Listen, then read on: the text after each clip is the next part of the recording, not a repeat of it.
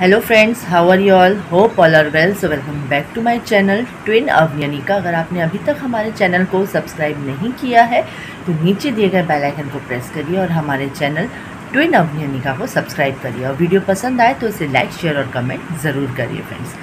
तो फिर से आ चुकी हूँ आपके सामने एक नया वीडियो लेकर. ये वीडियो बहुत ही ख़ास है क्योंकि इस वीडियो में मैं आपको जो पितृपक्ष प्रारंभ होने वाले हैं उसके बारे में कुछ विशेष जानकारियाँ देने वाली हूँ.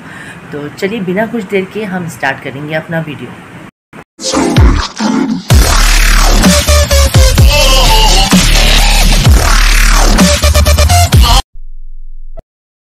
श्राद्ध पक्ष जो होता है वह अपने पूर्वजों की स्मृति का पक्ष माना गया है. इस काल में हमें अपने पितरों के निमित्त दान अवश्य करना चाहिए. इससे जो है हमारे पितर तृप्त होते हैं और संतुष्ट होते हैं, वह हमें आशीर्वाद देकर जाते हैं. जो श्राद्ध पक्ष का समय बनाया गया है यह 15 दिन में आता है. हिंदू महीनों के हिसाब से 15 दिन का ये श्राद्ध पक्ष होता है, जिसमें हमें अपने जो श्राद्ध का कर्म होता है उसमें हमें तर्पण, इसका बहुत महत्व माना गया है. यह अनिवार्य कर्म है जिससे कि हमारे पितृ संतुष्ट और तृप्त हो जाएं. अगर हम ब्राह्मण को भोजन कराते हैं तो उससे एक पितृ संतुष्ट होते हैं और तर्पण से सभी पितृ संतुष्ट हो जाते हैं.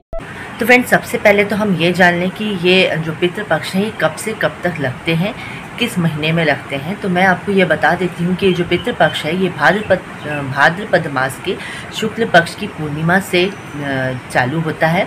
तो इस बार जो है ये 10 सितंबर से चालू होकर 25 सितंबर को समाप्त होगा. ऐसा कहा जाता है कि मतलब आपको इन 15 दिनों में कोई भी शुभ कार्य नहीं करना चाहिए.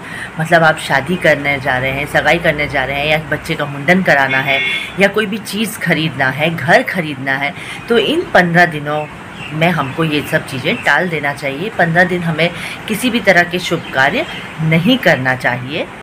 इन 15 दिनों में हमें अनावश्यक यात्राएं भी नहीं करना चाहिए या किसी देवी देवताओं के दर्शन के लिए भी नहीं जाना चाहिए. फिर जो भी मतलब पुरुष जो भी तर्पण करते हैं, जो पानी देते हैं अपने पितरों को, उनको ब्रह्मचार्य का पालन करना चाहिए. मांस मदिरा का सेवन भूलकर भी नहीं करना चाहिए. इससे जो है पितर हमारे रूठ जाते हैं. हमें ब्राह्मण को भोजन जरूर कराना चाहिए इन दिनों में. कहा जाता है कि इससे जो है मतलब हमारे पितृ बहुत प्रसन्न होते हैं. ब्राह्मण को भोजन हमें सुबह और शाम के समय नहीं कराना चाहिए क्योंकि सुबह और शाम का समय देवताओं का माना जाता है. तो हमें 12 बजे के बाद मतलब दोपहर के समय 12 से 4 के बीच आप कभी भी ब्राह्मण को भोजन करा सकते हैं. ब्राह्मण को भोजन जब आप कराते हैं तो उसमें आप तुलसी का पत्ता ज़रूर थोड़ा सा डाल दें. इससे बहुत ज़्यादा प्रसन्न होते हैं पितृ. फिर उसके बाद जब हम ब्राह्मण को जो भोजन कराते हैं वो हमें पत्तल में ही कराना चाहिए. कभी भी स्टील के जो बर्तन हम यूज़ करते हैं उसमें या तांबे में या किसी भी अन्य केले के पत्ते में, इन सब चीज़ों में कभी भी हमें भोजन नहीं कराना है. हमें पत्तल में ही ब्राह्मण को भोजन कराना चाहिए. इन दिनों अगर कहा जाता है कि कोई भी अतिथि कोई भी हमारे घर पर आए तो हमें उसका अनादर नहीं करना चाहिए क्योंकि पितृ किसी भी रूप में आपके घर में आ सकते हैं. तो जो भी व्यक्ति जो भी हमारे घर में आता है तो हमें उसको खुश होकर उसका मतलब आदर से सम्मान करना चाहिए. जो भोजन हम ब्राह्मणों को कराते हैं वो सात्विक भोजन होना चाहिए. इसमें प्याज, लहसुन, हींग इन सब का उपयोग नहीं करना चाहिए. इससे जो है पितृ रुष्ट हो जाते हैं. तो मतलब हमें जो भोजन हम करा रहे हैं तो वो हमारा भोजन सात्विक भोजन रहना चाहिए. मतलब बिना लहसुन प्याज का बना हुआ रहना चाहिए. सरसों का तेल इसमें प्रयोग नहीं करना चाहिए हमको. इन 15 दिनों में हमें कुछ ऐसे भोज्य पदार्थ हैं जिनका सेवन नहीं करना चाहिए, कभी भी भूलकर नहीं करना चाहिए. तो वो मैं आपको बताने जा रही हूँ.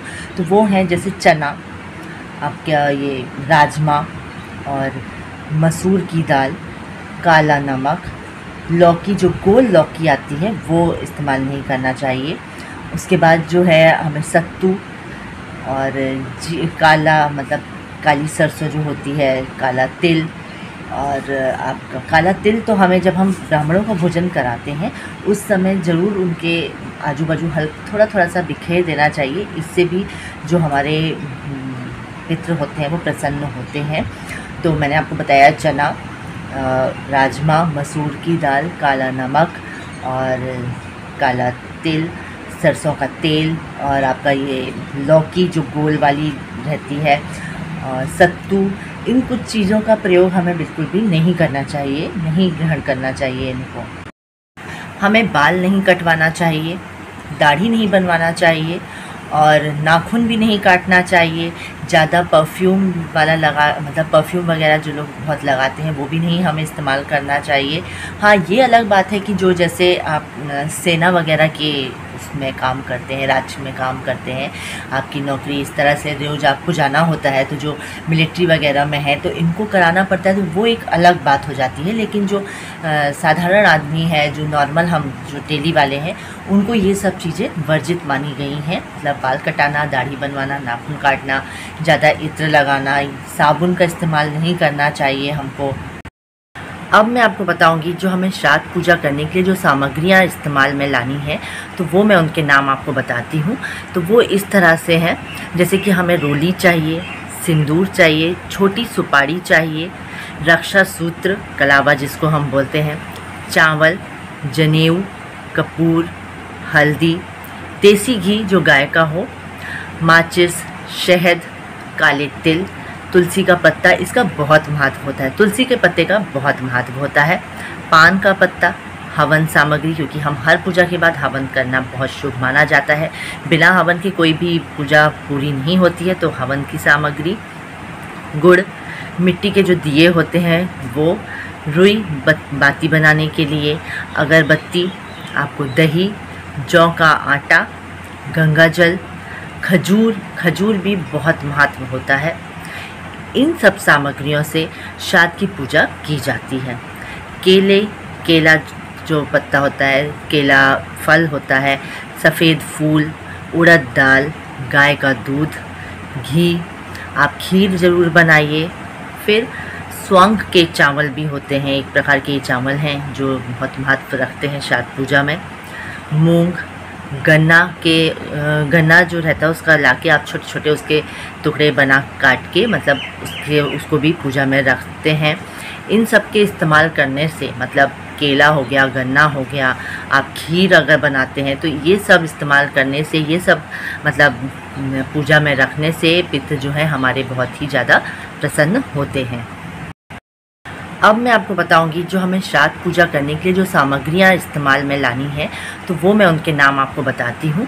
तो वो इस तरह से हैं, जैसे कि हमें रोली चाहिए, सिंदूर चाहिए, छोटी सुपारी चाहिए, रक्षा सूत्र, कलावा जिसको हम बोलते हैं, चावल, जनेऊ, कपूर, हल्दी, देसी घी जो गाय का हो, माचिस, शहद, काले तिल, तुलसी का पत्ता, इसका बहुत महत्व होता है, तुलसी के पत्ते का बहुत महत्व होता है। पान का पत्ता, हवन सामग्री, क्योंकि हम हर पूजा के बाद हवन करना बहुत शुभ माना जाता है। बिना हवन के कोई भी पूजा पूरी नहीं होती है, तो हवन की सामग्री, गुड़, मिट्टी के जो दिए होते हैं वो, रुई बाती बनाने के लिए, अगरबत्ती, आपको दही, जौ का आटा, गंगा जल, खजूर भी बहुत महत्व होता है। इन सब सामग्रियों से श्राद्ध की पूजा की जाती है।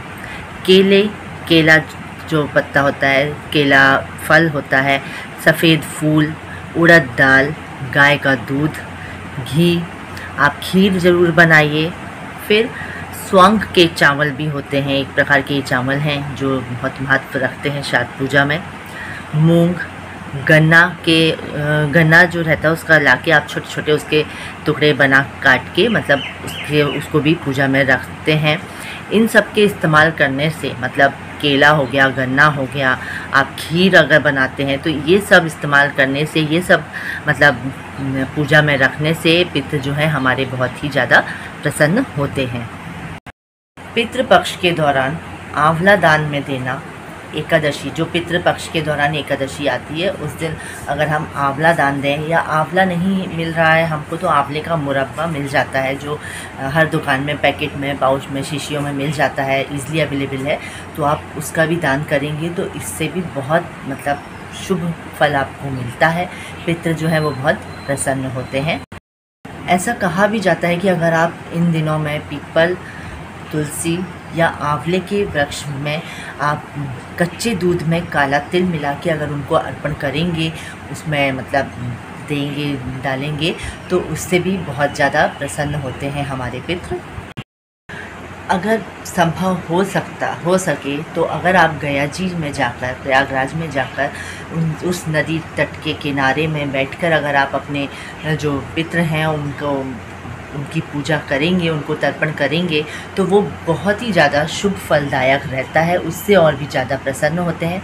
कहा जाता है रामचंद्र जी ने भी दशरथ जी को जो श्राद्ध पक्ष में जो पूजा करी थी, वो वहीं गया जी में जाकर, वो जो राम घाट एक है वहाँ पर, उधर जाकर ही करी थी, तो उसका बहुत ही शुभ फल माना जाता है। लेकिन आज की व्यस्तता मतलब इतना व्यस्त हो चुका है आदमी, अगर वो ये नहीं कर पाता है, वहाँ नहीं जा पाता है किसी कारणवश, तो आप अपने घर के ही छत में जाकर आप ये पूजा कर सकते हैं।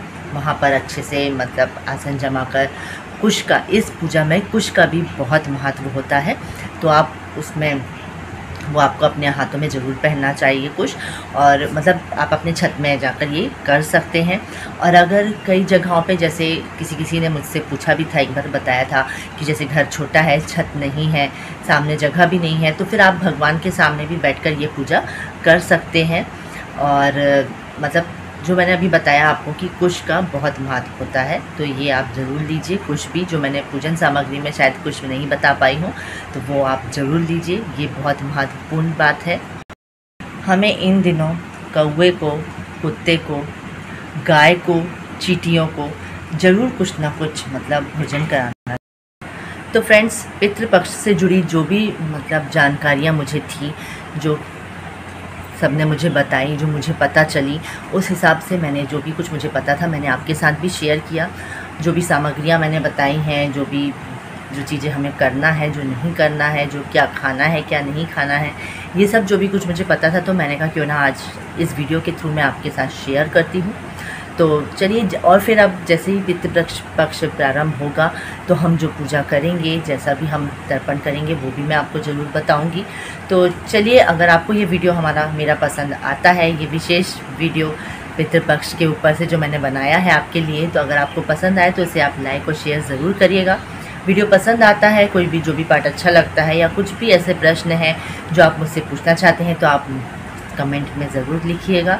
और अगर अभी तक हमारे चैनल को सब्सक्राइब नहीं किया है, या आप इस चैनल पर नए आए हुए हैं, ट्विन अवनिका को फिर सब्सक्राइब करिए, नीचे दिए गए बेल आइकन को प्रेस करिए, और जिससे कि आपको हमारे वीडियोस जो भी आते हैं नए उसकी नोटिफिकेशंस मिलते रहें।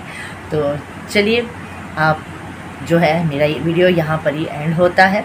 अब मैं आपसे मिलूँगी अपने नेक्स्ट वीडियो में, तब तक के लिए बाय फ्रेंड्स।